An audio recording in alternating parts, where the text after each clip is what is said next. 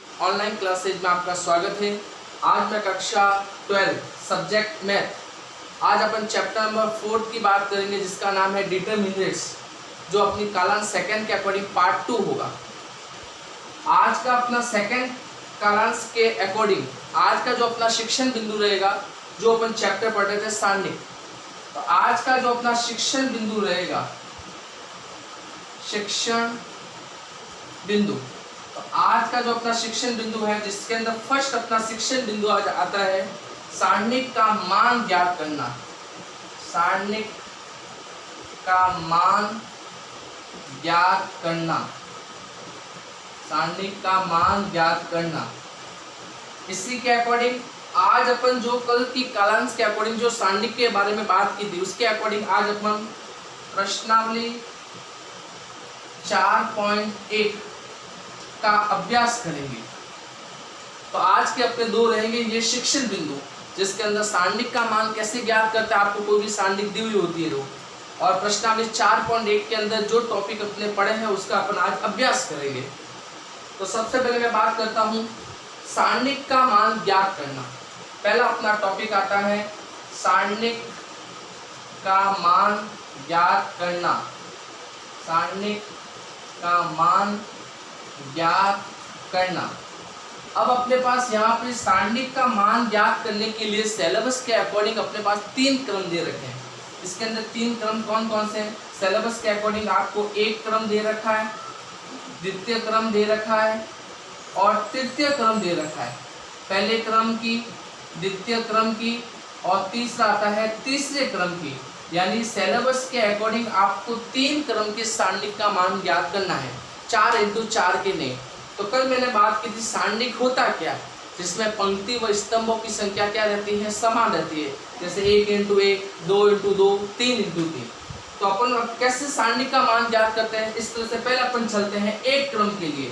तो मैं पहला टॉपिक खड़ी लगाता हूँ, एक क्रम की सारणिक का मान ज्ञात करना।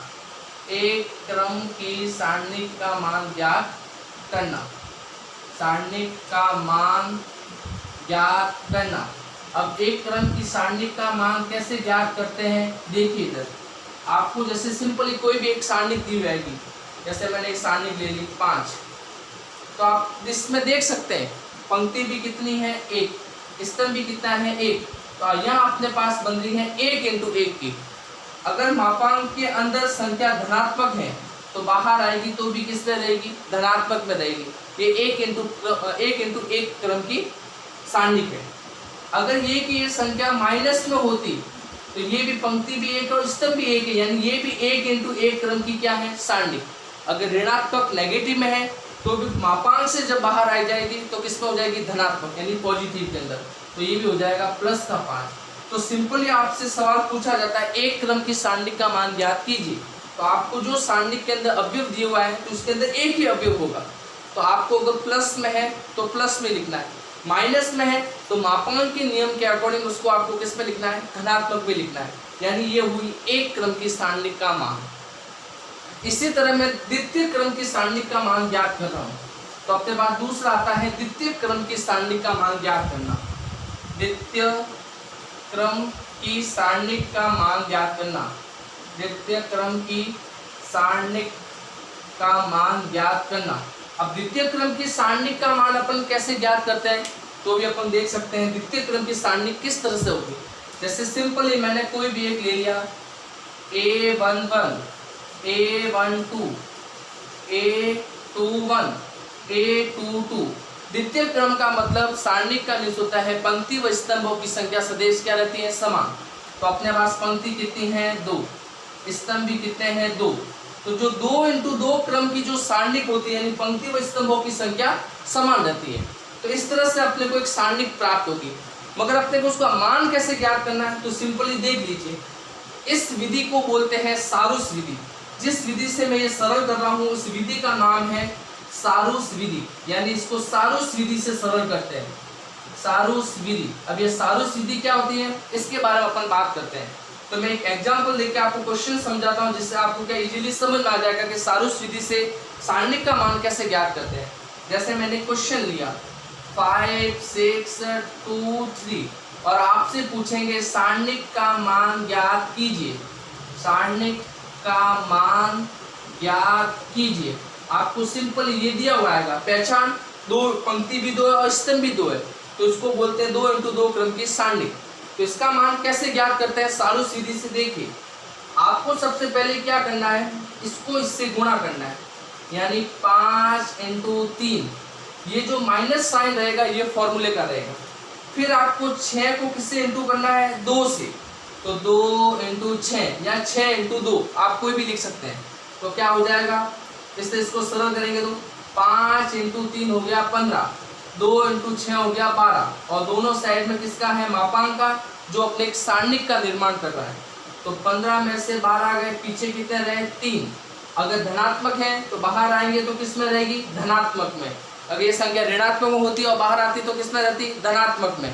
तो एक सारणिक का जो मान होता है वो निश्चित होता है, और इसी तरह से मैट्रिक्स का मान है वो परिवर्तन होता रहता है। तो अपन 2 × 2 क्रम की सारणिक का मान ज्ञात कर सकते हैं। इस विधि का नाम है सारूस विधि। यानी अगर एक क्रम की हो तो आपको इसका प्रोसेस पता चल गया, जब 2 × 2 क्रम की हो तो सारणिक का मान कैसे ज्ञात करना है, ये भी आपको प्रोसेस आपने देख लिया। अब अपन बात करेंगे 3 × 3 क्रम की, जब सारणिक आपको दी हुई हो तो किस तरह से आपको ज्ञात करना है। देखिए इधर 3 × 3 क्रम की मैं बात करता हूँ। अगला जो अपना टॉपिक है इसमें मैं बात करता हूँ तीसरा क्रम की, यानी तृतीय क्रम की सारणिक का मान ज्ञात करना। तृतीय क्रम की सारणिक का मान ज्ञात करना। आपको एग्जाम के अंदर सारणिक दी हुई आएगी 3 × 3, यानी पंक्ति भी 3 होगी और स्तंभ भी 3 होंगे। तो जब इस टाइप का सवाल आए तो आप सारणिक का मान कैसे ज्ञात करेंगे, देखिए इसकी पहचान कैसे होगी। A11, A12, A13, A21, A22, A23, A31, A32, A33, यानी पंक्ति भी 3 है और स्तंभ भी कितने हैं, 3 है। तो 3 पंक्ति और 3 स्तंभ मिलकर, यानी दोनों के अवयव जो होते हैं समान रहते हैं, पंक्ति भी 3 और स्तंभ भी 3 है। इस प्रकार अपन सारणी का निर्माण कर सकते हैं, यानी ये 3 × 3 की क्या हो गई, सारणी। एक सवाल करके समझाता हूँ जिससे आपको इजीली समझ में आ जाएगा। अब आपको इसमें सिंपल सा क्या प्रोसेस ध्यान रखना है, देखिए जब 3 × 3 क्रम की हो सारणी, 2 × 2 की, 1 की, उसमें आपको सिंपल सा पता चल जाता है। 2 × 2 के अंदर आपको सिंपल सा इंटू करना है, जिस और फिर माइनस करना है और मापांक के अंदर रूप आ जाता है। 3 × 3 के अंदर आपको थोड़ा सा विशेष ध्यान देना है, जो आपको मैंने फर्स्ट कालांश के अकॉर्डिंग समझाया था। ये आपके पास है जैसे A11, तो 1 + 1 कितना होता है, 2। तो 2 कैसी संख्या है, सम संख्या, जिसमें 2 का भाग जाता है वो सम संख्या होती है, आप सबको पता है। तो यहाँ बात हो रही है सम संख्या। अगर सम संख्या हो तब आपको लेना है धनात्मक चिन्ह। इससे सबसे पहले चिन्ह निर्माण आपको आने चाहिए। अगर संख्या विषम आ जाए तो तब लेना है आपको ऋणात्मक चिन्ह, यानी सम संख्या है जोड़ने पर तब आपको लेना है पॉजिटिव, और अगर विषम संख्या है तब आपको लेना है नेगेटिव। तो एक क्वेश्चन करके अपन समझते हैं तो ज़्यादा अपन को इजी रहेगा। जैसे सिंपली मैं आपको क्वेश्चन करके बता रहा हूँ। देखिए इधर मैंने कोई भी एक सारणी ले ली, सिंपल सा 3 4 2 5 9 4 3 1 5, और मैं आपसे पूछता हूँ सारणिक का मान ज्ञात कीजिए। सारणिक का मान ज्ञात कीजिए। सारणिक का मान ज्ञात कीजिए। अब आपको सबसे पहले पहचान होनी चाहिए इसके अंदर क्रम कौन सा है। तो पंक्ति भी 3 और स्तंभ भी 3 है, यानी ये कौन से क्रम बन गया, 3 × 3। तो सबसे पहले अपन कह सकते हैं ये 3 × 3 क्रम की क्या है, सारणी। अब इसके अंदर प्रोसेस आपसे पूछा नहीं गया है कि पंक्ति कौन सी लेनी है या स्तंभ कौन सा लेना है। जब ऐसा सवाल में कोई नहीं हो स्थिति अपने पास, अपने को जब 3 × 3 क्रम की सारणिक दी हुई है और आपसे पूछे सारणिक का मान ज्ञात कीजिए, तब आपको क्या करना, कोई भी पंक्ति ले सकते हैं या कोई भी स्तंभ ले सकते हैं। आप कोई भी इसमें से पंक्ति ले सकते हैं या कोई भी स्तंभ ले सकते हैं। तो मैंने सिंपल सी मैंने पहली पंक्ति ली, तो पहली पंक्ति के अंदर ये पहले पंक्ति का पहला अवयव, पहले पंक्ति का पहला अवयव कौन सा है, 3। तो मैं 3 के लिए निकालने जा रहा हूँ। तो 3 निकाला है, तो ये वाली इसके सामने वाली लाइन को हटा दो, तो ये गया और ये गया, तो क्या बचा अपने पास 9 4 1 5 और सिंपल सा आप इसका मान ज्ञात कर सकते हैं। इसी को एक लाइन के अंदर सिंपल सा अपन प्रोसेस के रूप में लिख सकते हैं कि 3 का मान क्या होगा। इसी तरह से 1 और 1 कैसे 2, सिंपल सा इसका सरल कर लीजिए। तो 1 और 1 होते हैं 2, 2 कैसी संख्या होती है, सम संख्या होती है, तो किस में आएगा, प्लस में। इसको सरल करो, 9 इंटू 5 होता है 45, 1 इंटू 4 होता है 4, 45 में से 4 गए, पीछे रहे 41। तो अपने पास जो संख्या आई वो क्या आई, सारणी का मान क्या आया, 41 पहले अवयव के लिए। इसी तरह मैं 4 के लिए निकालता हूं, तो A1 2, A1 1 और 2 कितने होते हैं, 3। तो विषम संख्या के लिए क्या आ जाएगा, ऋणात्मक। तो सबसे पहले अपने को दूसरा अवयव ज्ञात करना है, तो सामने वाले को छोड़ दीजिए, 4 के सामने वाले को, 4 के सामने वाले को क्या आया, 5 4 3 5। 1 और 2 होते हैं 3, 3 कैसी संख्या होती है, विषम। तो विषम संख्या के लिए आ जाएगा माइनस, क्या है अपने पास, 5 इंटू 5 होता है 25, 3 इंटू 4 होता है 12। तो 25 में से 12 गए, पीछे कितने रहे, 5 में से 2 गया 3 और 2 में से 1 गया 1, 13। और किसका साइन है, माइनस का साइन है, तो माइनस। तो मापांक से जब ये बाहर आएगा ये तो रहेगा 13, यानी माइनस का 13। तो अपने पास मैंने पहले पंक्ति की बात की, कोई भी पंक्ति या स्तंभ ले सकते हैं, मैंने पहली पंक्ति ली है, तो पहले पंक्ति का पहला अवयव, पहले पंक्ति का दूसरा अवयव। अब मैं बात करता हूं पहले पंक्ति का तीसरा अवयव 2 के लिए, तो 2 के सामने वाले को छोड़ दो, ये गया, क्या बचा, 5 9 3 1।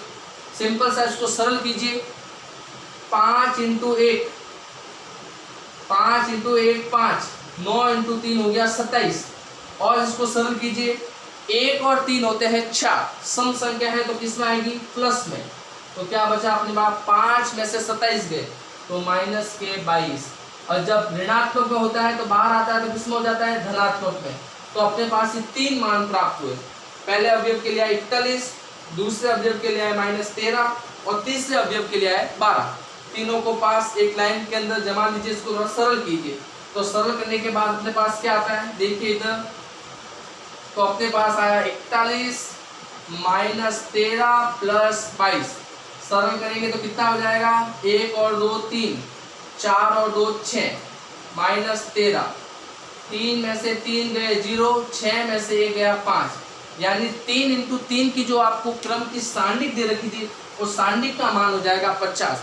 आपको सिंपल सा एक ही प्रोसेस ध्यान रखना है, कोई भी पंक्ति या कोई भी स्तंभ लेने के बाद सम या विषम को आपको पहचान करनी है। जोड़ने पर अगर सम आए तो धनात्मक रहेगा, जोड़ने पर अगर विषम आए तो ऋणात्मक रहेगा।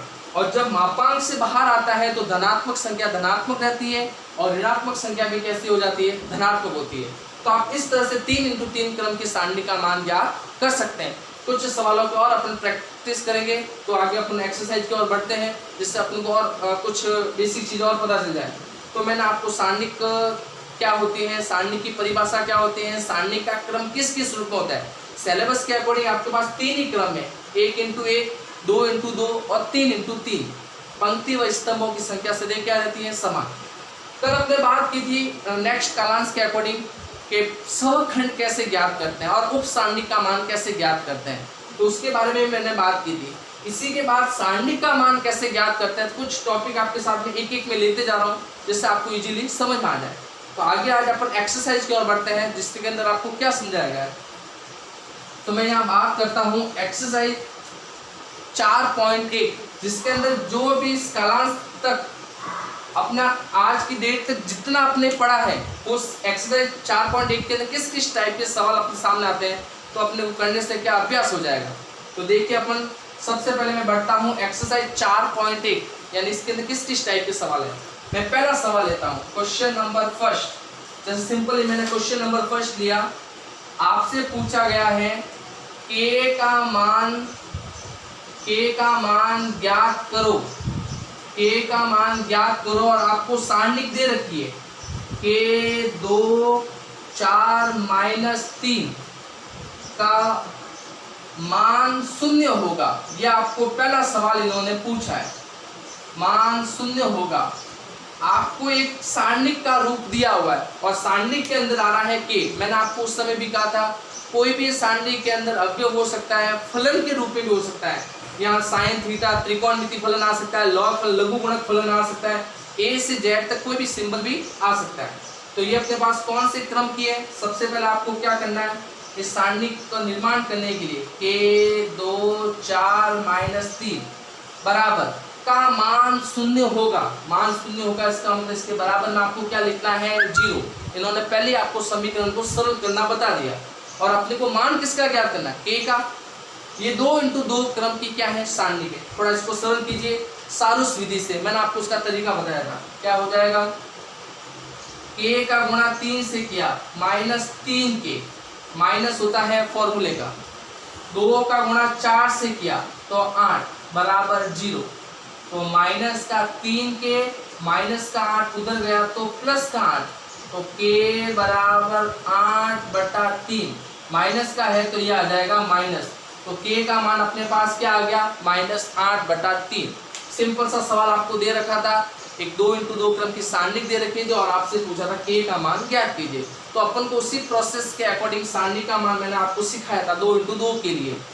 इस वाले अवयव को क्रॉस इंटू करना है, इस वाले अवयव को क्रॉस इंटू करना है, बीच में आता है जो माइनस का साइन आता है फॉर्मूले के अकॉर्डिंग। इस विधि का जो नाम है वो सारूस विधि है। आप सारूस विधि से सारणी का मान ज्ञात कर सकते हैं। आपको विधि का नाम लिखा हुआ नहीं आएगा, वह आपको सारणी का मान ज्ञात करना आना चाहिए। तो सिंपल सा 2 × 2 क्रम की कोई भी सारणी को आप इस तरह से सरल कर सकते हैं। तो अपने पास k का मान आ गया -8/3। सेकंड क्वेश्चन की और अपन प्रैक्टिस करते हैं जिससे और अपन को ज्यादा क्वेश्चन समझ में आ जाए। मैं बात करता हूं क्वेश्चन नंबर 2 की। क्वेश्चन नंबर 2 अपना क्या है, यदि आपको एक सारणिक दे रखी है x y 2 4 बराबर 0, तो x अनुपात y का मान ज्ञात कीजिए। x अनुपात y का मान ज्ञात कीजिए। अभी आपको पहले पूछा था फर्स्ट क्वेश्चन के अकॉर्डिंग k का मान बताइए। अब आपको सारणी दे रखी है, इसमें बराबर में आपको 0 दे रखा है और आपसे पूछा है x व अनुपात y का मान ज्ञात कीजिए, यानी x/y का मान ज्ञात करना है। अपन छोटी क्लास तक से बीजगणित समीकरण को सरल करते थे। ये एक बीजगणित का पार्ट है जो सारणी के रूप में दिया हुआ है। इसको आगे देखिए सरल करते हैं अपन। x y 2 4 बराबर 0, कोई अपने प्रोसेस के अकॉर्डिंग x का गुणा 4 से किया 4x माइनस 2 का गुणा y से किया 2y बराबर 0। जब